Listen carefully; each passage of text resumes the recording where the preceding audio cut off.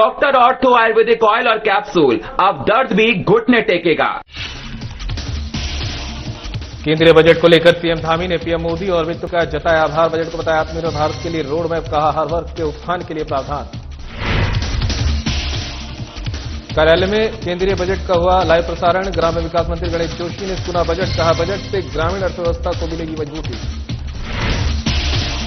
केंद्रीय बजट 2026-27 पर विपक्ष का तीखा हमला। पूर्व मुख्यमंत्री हरीश रावत ने दी प्रतिक्रिया। बजट को बताया जनता की उम्मीदों के विपरीत। भक्ति उल्लास के साथ मनाई गई संत शिरोमणि रविदास की जयंती। ढोल नगाड़ों के साथ निकाली गई भव्य शोभा यात्रा। रविदास के प्रेरणादायक जीवन को किया गया याद। थानों को चुस्त दुरुस्त करने का अभियान जारी। क्षेत्राधिकारी ने कोतवाली बनभूलपुरा का किया निरीक्षण। जवानों से करवाया हथियार खोलने जोड़ने का अभ्यास। नमस्कार, उत्तराखंड की खबरें लेकर मैं हूं आपके साथ संदीप निरंजन। सरकार खबरों का रुख कर लेते हैं। केंद्रीय बजट को लेकर सीएम धामी ने जताया आभार। पीएम मोदी और वित्त मंत्री निर्मला सीतारमण का जताया आभार। विकसित भारत 2047 का सर्वस्पर्शी बजट, ये कहना सीएम धामी का। वित्त मंत्री का बजट आत्मनिर्भर भारत का सशक्त रोड मैप, हर वर्ग के उत्थान के लिए प्रावधान, ये कहना सीएम धामी का। वर्तमान की आवश्यकता और भविष्य के विजन का स्पष्ट प्रतिबिंब। किसान, महिला, युवा, वंचित, छोटे उद्यमों का रखा गया विशेष ध्यान। बजट में अवसरों का विस्तार, ये कहना सीएम धामी का। रक्षा, कृषि, शिक्षा, स्वास्थ्य, महिला सशक्तिकरण, पर्यटन, नवाचार में किए गए प्रावधान। बजट में उत्तराखंड में ट्रेकिंग ट्रेल्स के विकास की घोषणा। दूरदर्शी पहल, ये कहना सीएम का। पर्वतीय क्षेत्रों में स्थानीय आजीविका होगी सुदृढ़। युवाओं को मिलेंगे रोजगार के नए अवसर। पर्यटन के खुलेंगे नए द्वार। आत्मनिर्भर उत्तराखंड का संकल्प होगा साकार।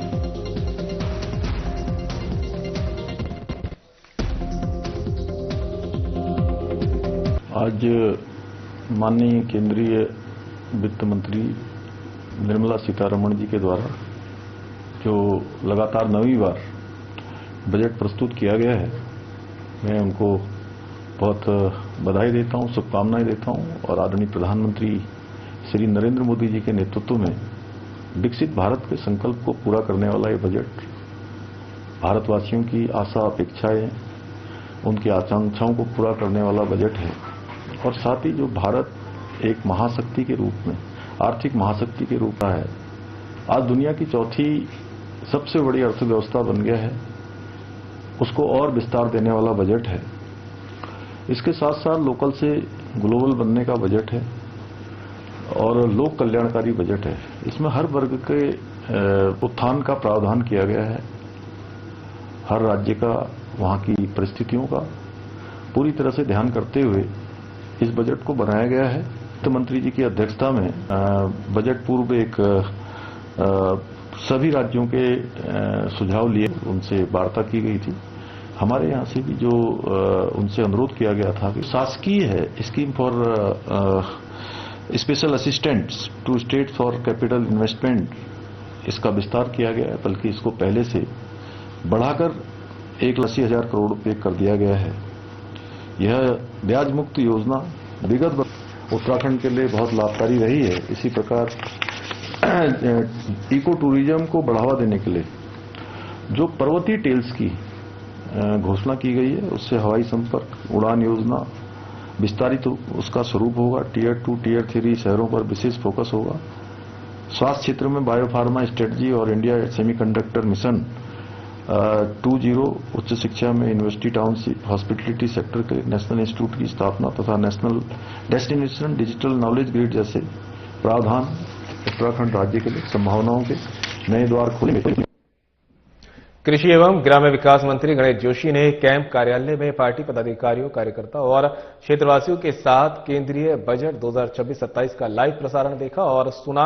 इस अवसर पर उन्होंने केंद्रीय बजट 2026 को विकसित भारत की दिशा में एक सर्व समावेशी और विकासोन्मुखी बजट बताया। कृषि मंत्री गणेश जोशी ने कहा कि केंद्रीय बजट 2026-27 समाज के प्रत्येक वर्ग के हितों के ध्यान में रखते हुए तैयार किया गया है, जो देश की विकास गति को नई ऊंचाइयों तक लेकर जाएगा।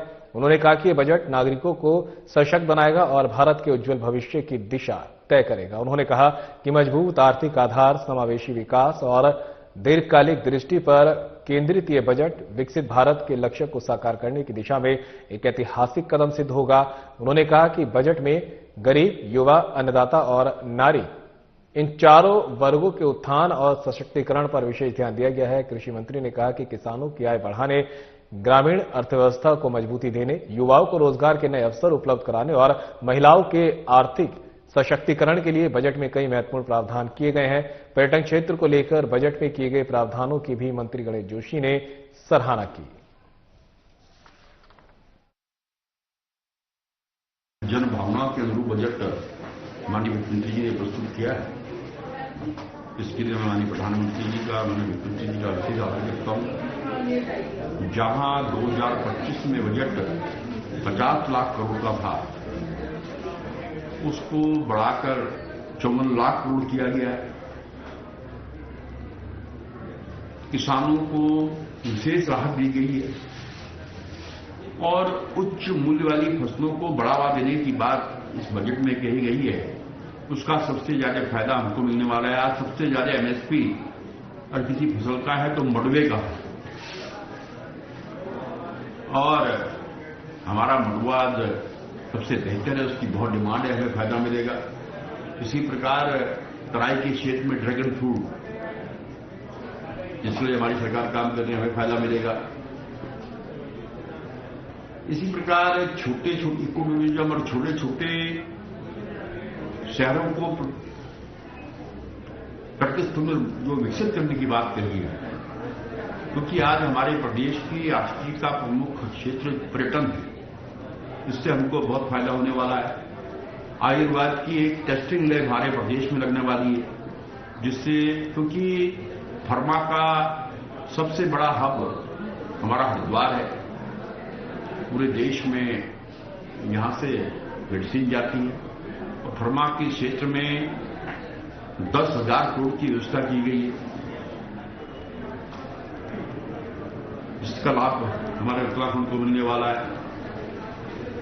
वहीं कई दवाइयों को और कैंसर की दवाई को और कई बीमारियों की दवाइयों को सस्ता करने का काम इस बजट में है। केंद्रीय वित्त मंत्री निर्मला सीतारमण की ओर से पेश की गई बजट 2026-27 पर विपक्षी दलों ने तीखा हमला बोला है। उत्तराखंड के पूर्व मुख्यमंत्री और वरिष्ठ कांग्रेस नेता हरीश रावत ने इस बजट को आम जनता की उम्मीदों के विपरीत बताते हुए केंद्र सरकार पर वर्तमान की उपेक्षा करने का आरोप लगाया है। हरीश रावत ने बजट पर अपनी प्रतिक्रिया देते हुए कहा कि सरकार 2047 के विकसित भारत का सपना दिखाने में इतनी मशगूल है कि उसे भारत दिखाई नहीं दे रहा। उन्होंने कहा कि रोजगार बढ़ाने के क्षेत्र में ये बजट कोई सीधी पहल करता हुआ नजर नहीं आ रहा है। उन्होंने कहा कि मैन्युफैक्चरिंग सेक्टर में ठहराव है और टेक्नोलॉजी का उपयोग रोजगार कम करने के बजाय बढ़ाने के लिए होना चाहिए, जिसकी कमी इस बजट में साफ दिखती है। सरकार ने मध्यम और निम्न वर्ग के आर्थिक बोझ को कम करने का अवसर खो दिया।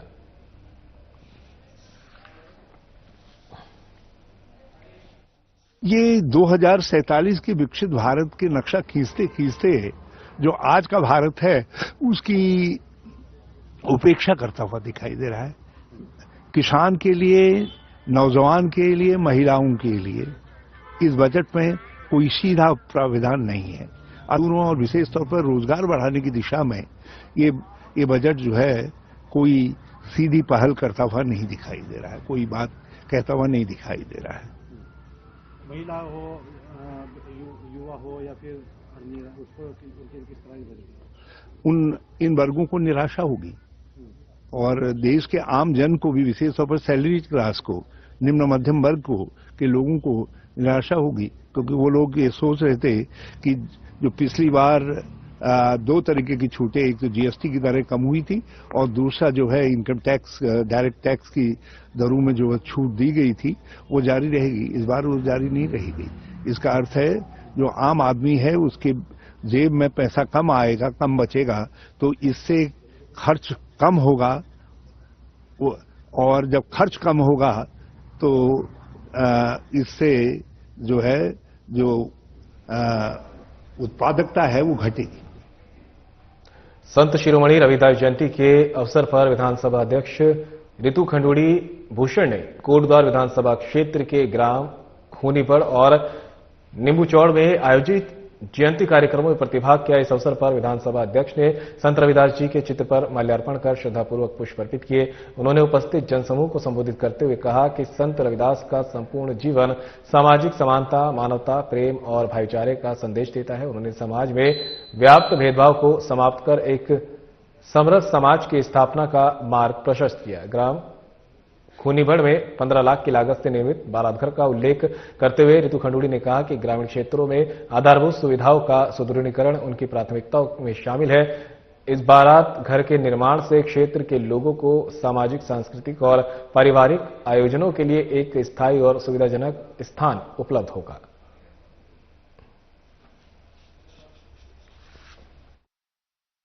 संत रविदास आप लोग जानते हैं भक्ति मूवमेंट के समय के संत हैं और हम सबको लगातार प्रेरित करते रहे हैं। हम सबको समाज को किस तरह से एक रखना है, समाज को किस तरह से सुव्यवस्थित रखना है, समाज को और आगे विकसित कैसा करना है, हम सबको उस चीज की चिंता करनी चाहिए। और जब हम ऐसे कार्यक्रमों में एक दूसरे के साथ बैठते हैं, एक दूसरे के साथ मिलते हैं, एक दूसरे को सुनते हैं, तो आपस की चीजों को जानने का मौका मिलता है। संत शिरोमणि रविदास जयंती के पावन अवसर पर धनौरी और आसपास के ग्रामीण क्षेत्रों में भक्ति और उल्लास का माहौल रहा। क्षेत्र के दर्जनों गांवों में ढोल नगाड़ों, डीजे के साथ भव्य शोभा यात्रा निकाली गई, जिसमें बड़ी संख्या में श्रद्धालुओं ने भाग लिया। क्षेत्र के गांवों में शोभा यात्रा की रौनक देखने को मिली। शोभा यात्रा के दौरान संत रविदास जी के भजनों और जयकारों से गुंजायमान रहा। बीजेपी नेता रवि कुमार सैनी ने इस अवसर पर संत रविदास के मानवतावादी संदेशों की जानकारी देते हुए कहा कि संत रविदास जी का जीवन हमें आपसी भेदभाव मिटाकर प्रेम और भाईचारे से रहने की प्रेरणा देता है। इस पर्व को सभी धर्मों और वर्गों के लोगों को मिलकर मनाना चाहिए ताकि समाज में एकता की मिसाल कायम हो सके। शोभा यात्रा में संत रविदास जी के जीवन से जुड़ी मनमोहक झांकियां सजाई गई। भक्तजनों ने भंडारे का आयोजन कर प्रसाद वितरित किया।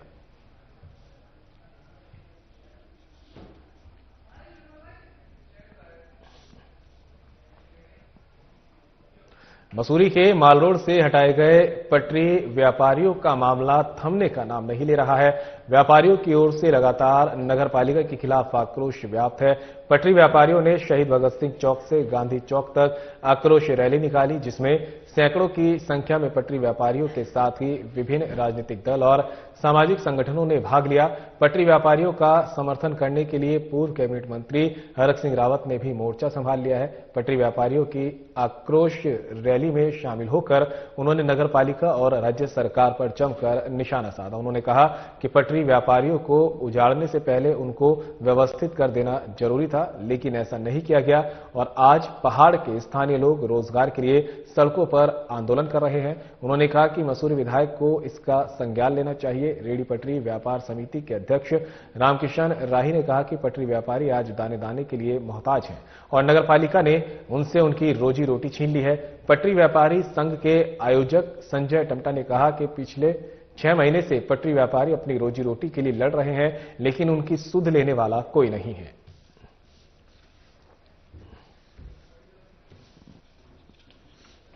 ये बद्दुआ रैली है, क्योंकि जो हमारे बच्चे बेचारे घर में भूखे हैं या प्यासे हैं, जो भी है, आज रोजगार हमारे पास नहीं है और उसके ऊपर कोई निर्णय ढंग से नहीं लिया जा रहा, क्योंकि निर्णय लिया जा रहा है उनसे जो मुंह में चांदी का चम्मच लेके पैदा हुए, उनका निर्णय लिया जा रहा है। गरीबों का निर्णय नहीं लिया गया है इसमें। इसी आक्रोश में आज हमने बद्दुआ रैली निकाली है। ऐसा जी, अब क्या बोलूं मैं, मेरे पास तो शब्द भी नहीं रहे, क्योंकि बोल बोल के आज के लगभग 6 महीने हो गए।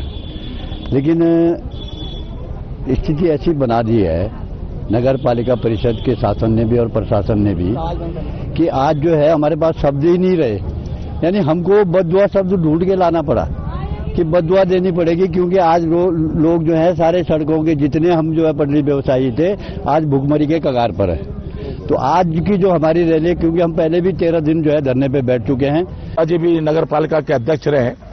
अब आप इतने सालों से जो लोग यहाँ पे काम कर रहे हैं, उनके लिए जब तक या तो उनके लिए कोई ऐसी व्यवस्था आप कर लें, तब तो उखाड़ना ठीक है, तब उनको हटाना ठीक है, लेकिन जानबूझ कहीं जाम नहीं लग रहा है, कहीं कुछ नहीं लग रहा है, आप जानबूझकर उनको, अब वैसे भी इधर भी और उधर से दोनों तरफ से बंद होता है, आम आदमी तो गाड़ियां जा नहीं सकती हैं, तो पैदल ही जाना आदमी को, तो आप कैसे क्यों बंद कर रहे हो आप? ये जानबूझकर और एक जिद्दपन है कि अगर हमने एक बार बंद कर दिया तो फिर उसको बंद कर दिया। तो कांग्रेस मजदूरों के साथ है, इन लोगों के साथ है, झुग्गी इन ठेली पटरी वालों के साथ है, हर उस गरीब के साथ है। आप किसी की रोजी रोटी, या तो उनकी रोजी रोटी की व्यवस्था कर दो आप। ये तो सरकार की जिम्मेदारी है ना कि कैसे लोग मेहनत करके बेचारे कोई फ्री में रहे, चोरी कमीशन खा के थोड़ी शेड बन रहे। अगर हमारा जो है विधायक है, मेरे छोटा भाई है गणेश जोशी, उसको राजनीति में मैंने बहुत मदद करी, युवा मोर्चा का जिला अध्यक्ष बनाने मैंने मदद करी उसको। तो वहीं उत्तरायणी कौतिक महोत्सव को लेकर तैयारियां तेज हो गई हैं। सेवा संस्थान में होगा महोत्सव, परेड ग्राउंड में 5 से 8 फरवरी तक होगा महोत्सव। फाउंडेशन ट्रस्टी गीता धामी ने की पूजा अर्चना, महोत्सव की सफलता के लिए की पूजा अर्चना। सांस्कृतिक प्रस्तुतियां, लोक नृत्य का दिखेगा उल्लास, कहना है गीता धामी का। सांस्कृतिक विरासत को सहेजने का करेगा कार्य, नई पीढ़ी को अपनी जड़ों से जुड़ने का मिलेगा मौका, लोक संस्कृति के संरक्षण की दिशा में प्रयास।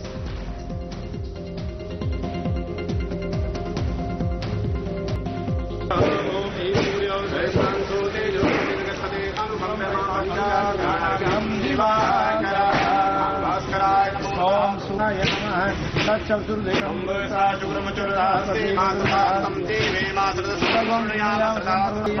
श्याम सरदातम आदित्य नमस्कार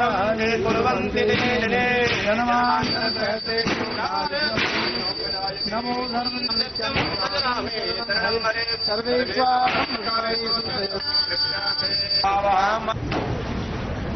तेन त्वां प्रतिबध्नामि रक्षे माचल माचल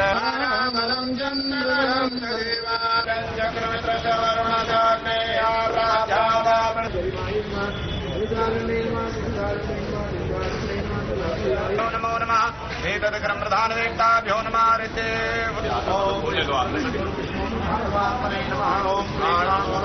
विष्णुराज्ञा।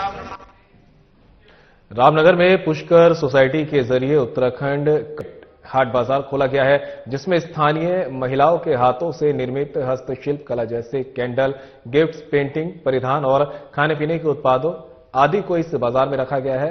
पुष्कर सोसाइटी की अध्यक्ष पूनम गुप्ता का कहना है कि इन उत्पादों को राष्ट्रीय और अंतर्राष्ट्रीय स्तर तक पहुंचाने का पूरा प्रयास उनकी ओर से किया जाएगा, जिससे घरेलू महिलाएं ज्यादा से ज्यादा स्वरोजगार के लिए आगे बढ़ेंगी और उनकी प्रतिभा समाज में जागरूकता लाएगी। वहीं उनका कहना है कि रामनगर आने वाले पर्यटक इन हस्तशिल्प कला के जरिए कुमाऊं के कल्चर को भी कारबेट हाट बाजार के माध्यम से अच्छे से समझ सकते हैं।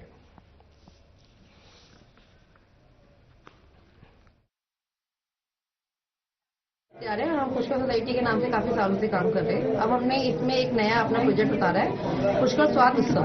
ये उत्तराखंड कॉर्बेट हाट के नाम से हमने यहाँ पे एक दुकान ओपन करी है, जिसमें महिलाएं जो घर से काम करती हैं उनको हम लोग एक रोजगार दे रहे हैं। और रोजगार देने का मकसद है कि उनको जो प्लेटफॉर्म नहीं मिल पाता है, जो लोग अचार पापड़ घर में बना रहे हैं पर उनको कहाँ उनको बेचना है, कहाँ उनको क्या करना है, तो उसके लिए हमने यहाँ पे प्लेटफॉर्म उतारा है। और हम इसमें आगे लेके जा रहे हैं, दिल्ली, हल्द्वानी, हमने सब जगह बात करी है। दिल्ली हाट में भी हम लोग इसको रख रहे हैं। नेता प्रतिपक्ष यशपाल आर्या पहुंचे काशीपुर के ग्राम बरखेड़ा पांडे। ग्रामीणों ने किया उनका भव्य स्वागत, सीसी मार्ग और नाले निर्माण का किया लोकार्पण। ग्रामवासियों के साथ किया जनसंवाद, क्षेत्र की समस्याओं, सुझावों और अपेक्षाओं को गंभीरता से सुना। मार्ग के निर्माण से आवागमन होगा सुगम, कहना यशपाल आर्या का।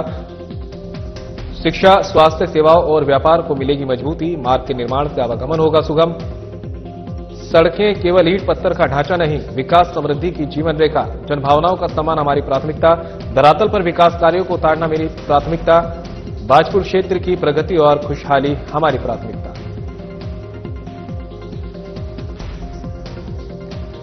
नेता प्रतिपक्ष यशपाल आर्या पहुंचे हैं काशीपुर के ग्राम बरखेड़ा पांडे। ग्रामीणों ने उनका वहां पहुंचने पर भव्य स्वागत किया है। सीसी मार्ग और नाली निर्माण का लोकार्पण नेता प्रतिपक्ष यशपाल आर्या ने किया है। ग्रामवासियों के साथ किया जनसंवाद, क्षेत्र की समस्याओं, सुझावों और अपेक्षाओं को गंभीरता से सुना। मार्ग के निर्माण से आवागमन होगा सुगम, कहना है यशपाल आर्या का। शिक्षा, स्वास्थ्य सेवा और व्यापार को मिलेगी मजबूती, सड़कें केवल ईंट पत्थर का ढांचा नहीं, विकास समृद्धि की जीवन रेखा, जनभावनाओं का सम्मान हमारी प्राथमिकता, कहना है यशपाल आर्या का।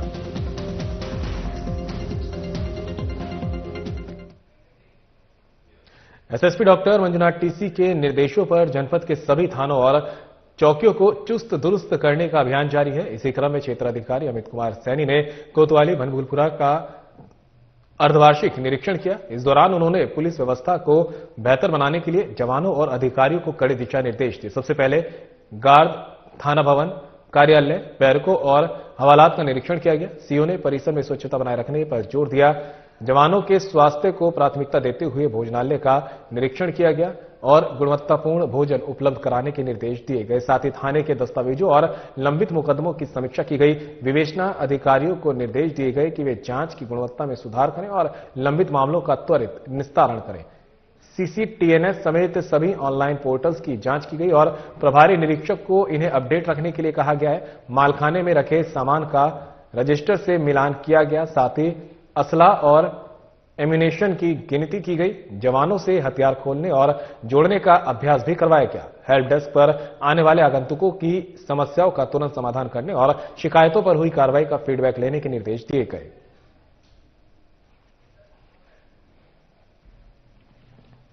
तो एसएसपी डॉक्टर मंजुनाथ टीसी के निर्देशों पर जनपद के सभी थानों और चौकियों को चुस्त दुरुस्त करने का अभियान जारी है।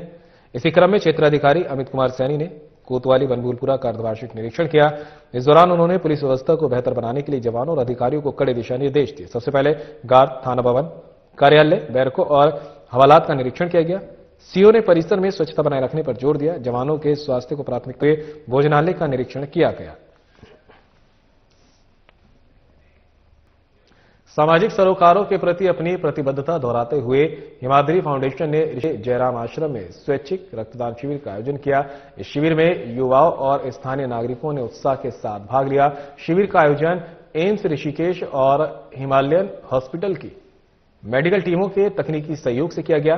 पूरे दिन चले इस अभियान में कुल 146 यूनिट एकत्रित किया गया। इस शिविर का मुख्य उद्देश्य ऋषिकेश क्षेत्र में रक्त की कमी को दूर करना और आपातकालीन स्थिति में मरीजों की मदद करना है। फाउंडेशन के पदाधिकारियों ने बताया कि इस आयोजन का एक बड़ा लक्ष्य युवाओं को सही दिशा दिखाना भी रहा।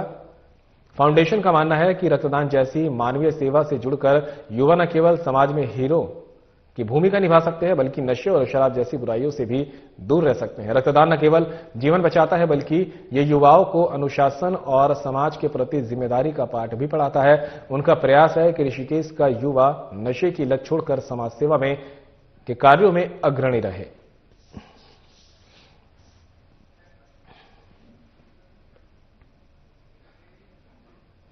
लोकतंत्र में जनशक्ति जब जागती है तो वे बड़े बड़े सोए हुए विभागों को जगाने की योग्यता रखती है। उत्तराखंड के चमोली जिले के पोखरी विकासखंड से एक ऐसी ही तस्वीर सामने आ रही है जो विकास के दावों की पोल खोल रही है। पोखरी के डूंगर गांव के ग्रामीणों ने शासन प्रशासन की उपेक्षा से तंग आकर स्वयं ही सड़क निर्माण का बीड़ा उठा लिया है। आजादी के 75 वर्ष बाद भी नारी गदेरा डामतोली होते हुए डूंगर गांव तक लगभग 3 किलोमीटर सड़क का निर्माण नहीं हो पाया है, जिससे ग्रामीणों में शासन प्रशासन के प्रति भारी आक्रोश है। सरकारी अनदेखी और लोक निर्माण विभाग पोखरी की उदासीनता से परेशान होकर ग्रामीणों ने अब खुद ही मोर्चा संभाल लिया है। पिछले 4 दिनों से महिलाएं लगातार श्रमदान कर रही है, जबकि अब ग्रामीणों ने आपसी चंदा इकट्ठा कर जेसीबी से सड़क कटवाने का कार्य शुरू कर दिया है। डूंगर ग्राम प्रधान दीक्षा बर्तवाल ने कहा कि लोक निर्माण विभाग सड़क को लेकर ग्रामीणों को गुमराह कर रहा है, जिसके कारण ग्रामीणों ने स्वयं के संसाधनों से सड़क की कटिंग शुरू कर दी है। उन्होंने कहा कि यदि सड़क कटिंग और निर्माण कार्य में विधायक या अन्य जनप्रतिनिधियों ने सहयोग नहीं किया तो 2027 के विधानसभा चुनाव में डूंगर गांव के ग्रामीण वोट का बहिष्कार करेंगे। कहना चाहती हूँ एक्चुअली ये रोड जो है 2019 से इस रोड का सर्वे हो चुका है पीडब्ल्यूडी द्वारा, लेकिन विभाग हमें कभी किसी तरीके से गुमराह करी, कभी किसी तरीके से कि कभी कह रही कि इधर इतने बैंड हो रहे हैं, कभी कह रहे हैं उधर से करेंगे, कभी इधर से कह रहे हैं। आखिर में 2026 आ गया जब हमें कोई भी विभाग से या नेताओं से कहीं से भी हमें मदद की कार हमें अपनी रोड स्वयं काटनी पड़ी। रोड काटने का सबसे बड़ा ये है कि गाँव में कितनी ही प्रेग्नेंट महिलाएं होती हैं जिन्हें रात में डिलीवरी का मतलब पेन होता है। सारी महिलाओं को पता है कि कितना पेनफुल होता है वो पेन। तो हम उन्हें पहले तो चेयर पे बिठा के लाते हैं, फिर नीचे रोड तक लेके आते हैं, फिर पोखरी लेके जाते हैं, वहां से कहीं और लेके जाते हैं।